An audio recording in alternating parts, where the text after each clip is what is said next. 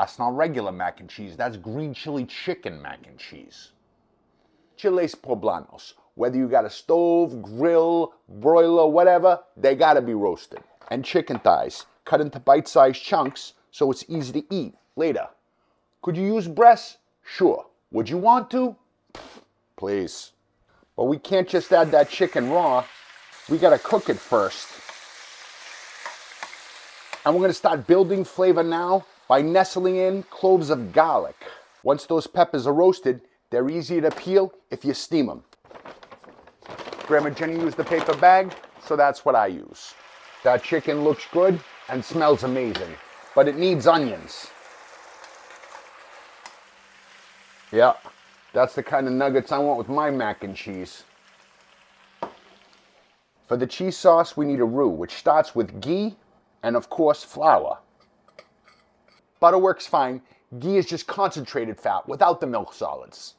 This is a blonde roux, no color. Add the milk. And this sauce needs cheese, but not that shredded orange shit, Fontina.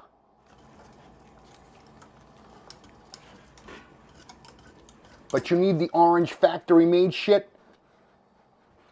Believe it or not, that stuff will help keep your sauce from breaking. A little Dijon for zing. Worcestershire will do the same. I prefer white pepper over black. And white sauce always gets grated nutmeg. Now you can add those green chilies. Yeah. That's not gonna suck.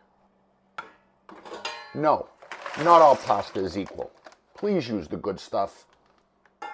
It makes a difference. I should know, I'm Italian.